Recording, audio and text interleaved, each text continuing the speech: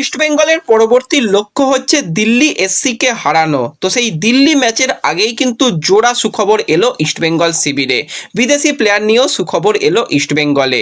তো নমস্কার বন্ধুরা, welcome to ST unique sports. বন্ধুরা, এই ভিডিওতে আমরা কথা বলবো আইএসএল এর চ্যাম্পিয়ন দুটো দলকে নিয়ে, যাদের দেখে কিন্তু যথেষ্ট ভালো লাগছে। চেন্নাই এফসি কিন্তু ডার্ক হর্স হতে চলেছে এই বছর আইএসএল এর জন্য। ইস্টবেঙ্গলকে নিয়ে বেশ কিছু গুড নিউজ শেয়ার করা, মোহনবাগানকে নিয়েও গুড নিউজ শেয়ার করা রয়েছে এই ভিডিওতে। ইন্টারেস্টিং ভিডিও হবে, শুরু থেকে শেষ পর্যন্ত দেখো। ভিডিও ভালো লাগলে লাইক শেয়ার করে দিও, আর যারা চ্যানেলে প্রথমবারের জন্য এসেছো মনে করে চ্যানেলটাকে সাবস্ক্রাইব করে নিও। অনেকেই ভিডিও দেখছো, হয়তো সাবস্ক্রাইব করতে ভুলে যাচ্ছ, পারলে একটু সাবস্ক্রাইব, আর যারা ফেসবুক থেকে দেখছো একটু ফলো করে রেখো, তাহলে প্রিয় দলের খেলার সমস্ত আপডেট তোমরা এখানে পেয়ে যাবে। তো চলো আর দেরি না করে ভিডিও শুরু করা যাক। সবার প্রথমে যদি আমরা কথা বলি পরবর্তী আইএসএল এর ম্যাচ নিয়ে, তো পরবর্তী ম্যাচ রয়েছে আগামীকাল সন্ধ্যা 7:30 থেকে, যেখানে দুটো চ্যাম্পিয়ন দল মুখোমুখি হবে, অর্থাৎ মুম্বাই সিটি এফসি এবং চেন্নাই এফসি। তো মুম্বাইয়ের দিকে তাকালে তারা কিন্তু দুবার কাপ চ্যাম্পিয়ন, দুবার শিল্ড চ্যাম্পিয়ন হয়েছে, এবং চেন্নাই এফসির দিকে তাকালে তারা কিন্তু দুবার কাপ চ্যাম্পিয়ন হয়েছে, তখন শিল্ড ছিল না, সেই সময় কাপ চ্যাম্পিয়ন হয়েছে চেন্নাই এফসি। তো এই বছরে এই আইএসএল এর অনিশ্চয়তার কারণে সবথেকে যে দলটার ক্ষতি বেশি হয়েছে সেটা হচ্ছে মুম্বাই সিটি এফসি। গুরুত্বপূর্ণ সমস্ত প্লেয়ার তাদের দল ছেড়েছে, তাদের একদম নতুন করে শুরু করতে হচ্ছে, এবং এই জায়গাতেই সবথেকে যে দলটা ভালো দেখে মনে হচ্ছে, এবং যাদের দেখে কিন্তু মনে হচ্ছে এবছরে তারা একটু আলাদাই ফুটবল খেলবে, এবং তারা অবশ্যই অন্যান্য দলেদের জন্য কঠিন চ্যালেঞ্জ হবে এবং লিগ শিল্ডের দৌড়ে থাকবে, সেটা হচ্ছে চেন্নাই এফসি। কারণ তাদের যে দলের একটা ব্যালেন্স সেটা কিন্তু দুর্দান্ত রয়েছে। তো এই চেন্নাই এফসি দলের দিকে তাকালে তারা কিন্তু আইএসএলে মোটামুটি ভালো পারফরমেন্স করতো। যখন প্রথম দিকে আইএসএল হতো তখন তাদের আমরা 2015 সালে এবং 2017-18 সিজনে দুবার কাপ চ্যাম্পিয়ন হতে দেখেছিলাম। তার পরবর্তী সময় গুরুত্বপূর্ণ প্লেয়ারদের সঠিক সময়ে ছেড়ে দেওয়া, এবং দলটাও খুব একটা ভালো তৈরি হতো না, বারবার কোচ পরিবর্তন, প্লেয়ারদের সেই সেল করে দেওয়া, তার ফলে চেন্নাই এফসি দলটা একদমই ভেঙে পড়েছিল। কিন্তু এই বছর ক্লিফোর্ড মিরান্ডার আন্ডারে হয়তো চেন্নাই এফসি কামব্যাক করতে পারে, চেন্নাই এফসি ঘুরে দাঁড়াবে, এবং ক্লিফোর্ড মিরান্ডা কিন্তু একজন দুর্দান্ত মাপের কোচ, যাকে আমরা এর আগে বেশ কিছু দলে কোচিং করাতে দেখেছি। বিশেষত আমার মনে থাকবে ওড়িশা এফসিকে সুপার কাপ চ্যাম্পিয়ন করেছিল এই ক্লিফোর্ড মিরান্ডা। এর আগে এফসি গোয়া বা মোহনবাগান বা মুম্বাই সিটি এফসির অ্যাসিস্ট্যান্ট কোচ পদেও তাকে আমরা দেখেছিলাম। তো এই কোচের এক্সপিরিয়েন্স যথেষ্ট রয়েছে এবং অ্যাটাকিং ফুটবল খেলাতে পছন্দ করে। তো এই বছর চেন্নাই এফসি কিন্তু একটা দুর্দান্ত দল করেছে, সেখানে তাদের কাছে 6 বিদেশি প্লেয়ার রয়েছে।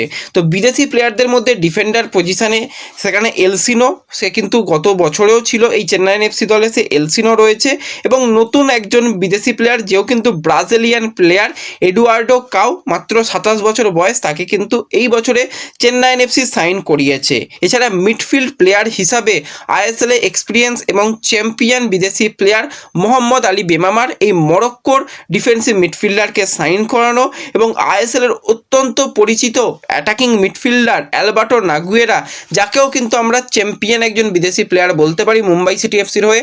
আলাদাই তার পারফরমেন্স ছিল, এবং এফসি গোয়া বা বেঙ্গালুরুতেও সে দুর্দান্ত খেলে এসেছিল।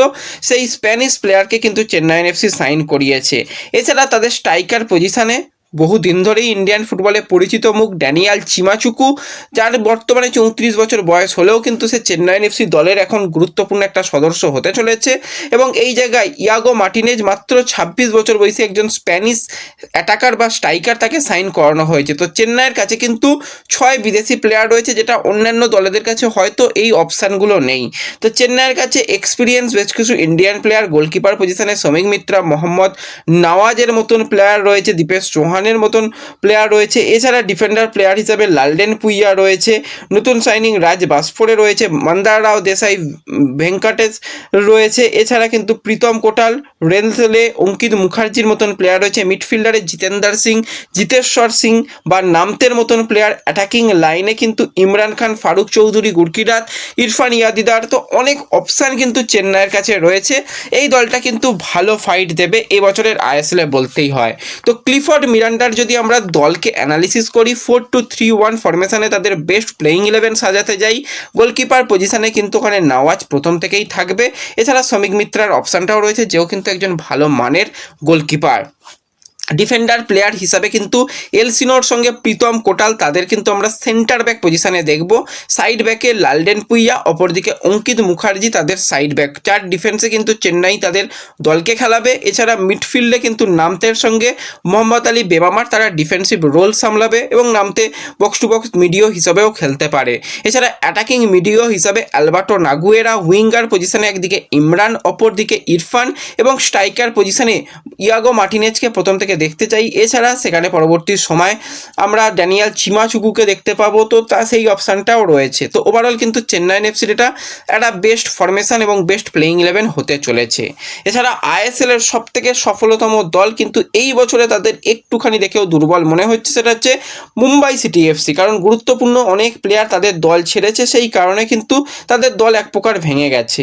তো আমরা মেহতাবকে দল ছাড়তে দেখেছি। বিদেশি প্লেয়ারদের মধ্যে সেখানে টন জোরাল বা ইয়েলভ্যান নিব বা নিকোলাসের মতন প্লেয়ার, যে কিন্তু লাস্ট সিজনে যথেষ্ট ভালো করেছিল, তারা দল ছেড়েছে। তবুও কিছু বিদেশি প্লেয়ার এবং সাধারণ মানের ইন্ডিয়ান প্লেয়ারদের নিয়ে পিটার ক্র্যাটকিকে কাজ করতে হবে। তো পিটার ক্র্যাটকির কাছে বিদেশি অপশান বলতে ডিফেন্সে নুনো রেইস, যে কিন্তু মোহনবাগান দলে কয়েকটা ম্যাচ খেলেছিল, সেই অপশানটা রয়েছে। এছাড়া যদি আমরা তাকাই সেখানে মিডফিল্ডার হিসাবে জনি কাউকো, ফিনল্যান্ডের এই মিডিও সেন্ট্রাল মিডফিল্ডার, তাকে রাখা হয়েছে। এছাড়া জর্জে অটিচ এবং আর্জেন্টাইন, সেখানে জর্জে পেরিরা ডিয়াজ, এই অপশানগুলো রয়েছে। মাত্র 4 বিদেশি, 6 বিদেশির অপশানই নেই। তো এই চেন্নাইন এফসি দলের কাছে এক্সপিরিয়েন্স প্লেয়ারের মধ্যে গোলকিপার পজিশনে টিপি রেহেনেস বলো বা পূর্বা লাচাম্পা বলো, তারা রয়েছে। এছাড়া ডিফেন্ডার প্লেয়ার হিসাবে কিন্তু সাহিল পানোয়ার, আকাশ মিশ্রা বা যদি ভালপুইয়ার কথা বলি, তারা রয়েছে। মিডফিল্ডে সেই রকম এক্সপিরিয়েন্স প্লেয়ার খুব একটা না দেখা গেলেও অ্যাটাকিং মিডফিল্ডার রোলে কিন্তু ব্র্যান্ডন রয়েছে, নৌফল, যেও কিন্তু লাস্ট ইয়ারটা যথেষ্ট ভালো গিয়েছিল। এছাড়া অ্যাটাকিং লাইনে উইঙ্গার পজিশনে ছাংতে, বিক্রম প্রতাপের মতন প্লেয়াররা রয়েছে। যদি চেন্নাইন এফসির বেস্ট প্লেয়িং 11-এর দিকে তাকাই, তো গোলকিপার পজিশনে অবশ্যই পূর্বা লাচাম্পা, তাকেই শুরু করানো হবে। ডিফেন্ডার প্লেয়ার হিসাবে কিন্তু নুনো রেইসের সঙ্গে এক্ষেত্রে বিজয় ছেত্রীকে প্রথম থেকে ব্যবহার করার চিন্তাভাবনায় থাকতে পারে পিটার ক্র্যাটকি। এবং সাইড ব্যাকে আকাশ মিশ্রা, অপরদিকে ভালপুইয়া। সাইড ব্যাকটা যথেষ্ট ভালো রয়েছে, তারা কিন্তু সাইড ব্যাক পজিশনে অবশ্যই শুরু করবে। এছাড়া পিটার ক্র্যাটকির কিন্তু মূল অস্ত্র হতে চলেছে জনি কাউকো, যাকে কিন্তু ডিফেন্সিভ মিডফিল্ডার হিসাবে বা কিছুটা সেন্ট্রাল মিডফিল্ডার হিসাবে দেখা যাবে।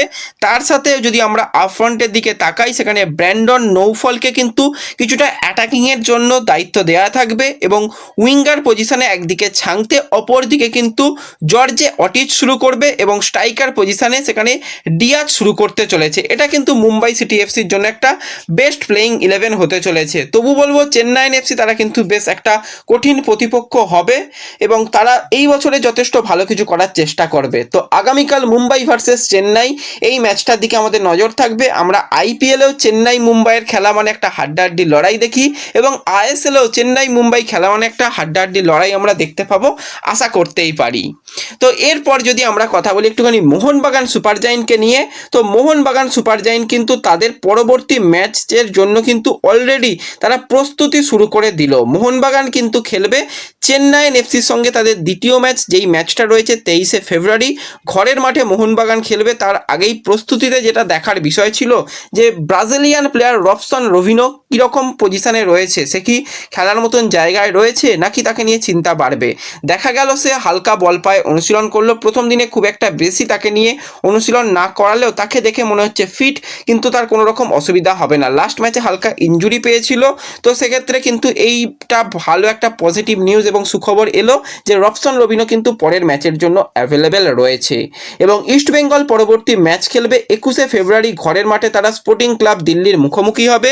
তো সেই ম্যাচ খেলতে নামার আগে ইস্টবেঙ্গল শিবিরের সবথেকে বড় যেটা সুখবর, সেটা হচ্ছে ইস্টবেঙ্গলের যে নবনিযুক্ত বিদেশি প্লেয়ার অ্যান্টন, সে কিন্তু আজ সকালেই কলকাতায় চলে এসেছে এবং ইস্টবেঙ্গলের অফিসিয়াল মিডিয়া থেকে যে পোস্টটা করা হয়েছে আমি তো বলবো দুর্দান্ত পোস্ট, কারণ ইস্টবেঙ্গলের মহিলা দলের সাফল্য আমরা দেখেছি, অসাধারণ পারফরমেন্স করেছে।